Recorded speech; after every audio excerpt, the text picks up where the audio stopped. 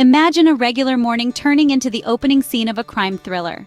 It was a crisp fall morning in 2016 when Sherry Pepini, a 34-year-old wife and mother from the quiet suburbs, kissed her husband goodbye and set out for her usual jog. Little did anyone know, this routine outing would spiral into a perplexing mystery.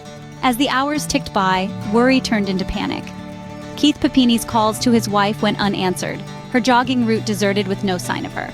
The community rallied, law enforcement mobilized, and a large-scale search operation unfolded. Flyers peppered the city, social media pleas went viral, and local news channels buzzed with updates. Everyone hoped for a swift and safe return, clinging to every possible lead. 22 days of agonizing uncertainty followed. Then, just as hope seemed to dwindle, Sherry was found.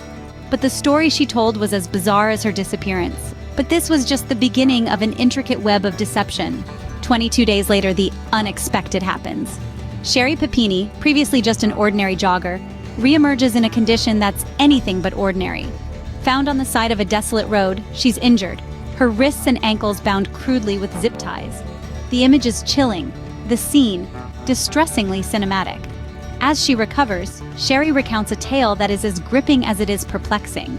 According to her, the ordeal began when she was abruptly seized by two women. These weren't just any abductors, they were masked, ensuring their identities remained a mystery. They allegedly held her captive, taunting her with unspecified threats and demands, yet never revealing their motives. The authorities listen, piecing together the fragments of her story, but something doesn't quite fit. There were no witnesses, no ransom demands, no typical signs of abduction. The more they delve, the more her narrative seems constructed rather than recounted. With a story straight out of a movie, doubts begin to surface. But not everything was as it seemed. As the police began to peel back the layers of Sherry Pepini's abduction story, certain elements just didn't align. Initially, the narrative was taken at face value: a woman in distress, allegedly kidnapped by masked perpetrators. However, the absence of any ransom demands raised the first red flag. Why kidnap someone and then not ask for anything in return? The investigative team dug deeper, scrutinizing every detail. Another perplexing piece of the puzzle emerged when forensic analysis revealed male DNA on Sherry's clothing, a detail that starkly contradicted her account of female abductors. This discovery was a crucial pivot in the case, redirecting the focus of the investigation. Could this DNA lead to someone Sherry knew? The authorities were puzzled, yet determined to unravel the truth. The plot thickens as the DNA trail leads to an unexpected revelation. 4 years later, a confession turns the case upside down. Enter James Reyes, a figure from the shadows of Sherry Pepini's past. Reyes wasn't just any acquaintance. He was a former lover whose DNA was a critical match to that found on Sherry's clothing.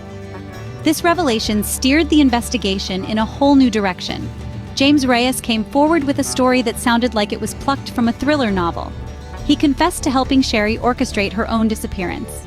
According to Reyes, it was all meticulously planned, from the abduction scenario to the self-inflicted injuries that Sherry would later present as evidence of her harrowing ordeal.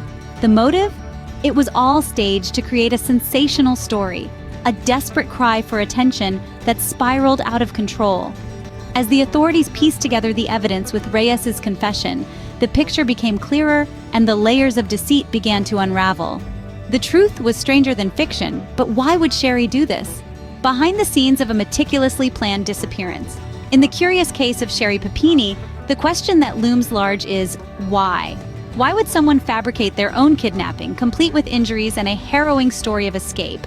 The answer may lie in the complex interplay of personal crises and a deep-seated need for attention. Sherry, it appears, was battling unseen personal demons.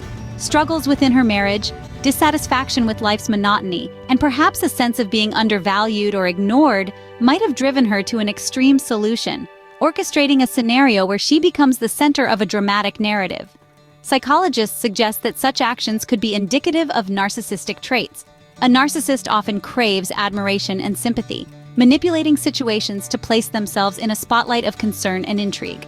In Sherry's case, her disappearance act was likely an elaborate attempt to garner the attention and sympathy she craved. Sherry's reality was a narrative crafted for sympathy and intrigue. Every story has its consequences. In the curious case of Sherry Pepini, these consequences came crashing down in a courtroom setting.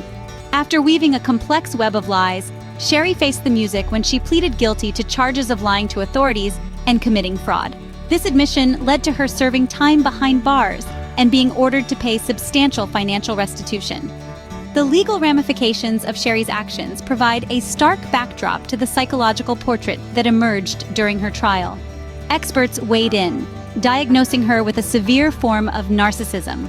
This condition, characterized by an inflated sense of self-importance and a deep need for excessive attention and admiration, was suggested to have fueled her deceitful escapades.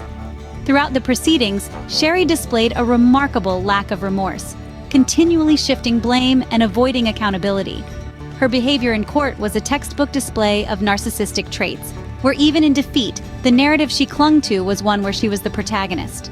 In the court of law, the truth finally weighs more than deceit. As we piece together the fragments of this bizarre case, the story of Sherry Pepini opens a window into the unsettling influence of narcissism on criminal behavior. This case is not just about the deception of a community or the evasion of law enforcement. It's a stark portrayal of how deeply narcissistic tendencies can drive individuals to craft elaborate realities.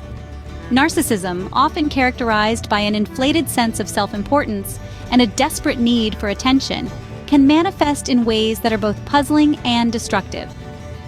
Sherry's actions reflect a severe detachment from reality, where the line between truth and fabrication blurs to fit a narrative that seeks sympathy and spotlight.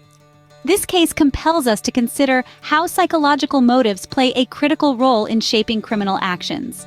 It challenges us to look beyond the surface of the crime itself and delve into the psychological underpinnings that drive such drastic behaviors. The Sherry Pepini case remains a chilling reminder of how deep the human psyche can delve into the realms of deception. In conclusion, the strange case of Sherry Pepini leaves us with more than just unanswered questions. This story, woven with the threads of deception and self-interest, showcases the intricate dance between truth and fabrication. Sherry Pepini's orchestrated disappearance, a ploy steeped in narcissism, reveals the lengths to which individuals might go to satiate their psychological cravings. Throughout this episode, we've peeled back the layers of a narrative constructed for attention and sympathy. From her initial vanishing during a routine jog to the dramatic reappearance and the convoluted tales of abduction, each element was a calculated step in a broader deceitful ballet. The involvement of a past lover, who not only corroborated the deception, but actively participated in its staging, added a layer of complexity to her scheme. Legally, Sherry faced the consequences of her actions. Guilty pleas to charges of lying and fraud, resulting in prison time and hefty fines. These outcomes underscore the legal boundaries crossed in the pursuit of her elaborate illusion. Thank you for joining us in unraveling one of the most perplexing true crime stories. Until next time, keep questioning the narratives presented to you.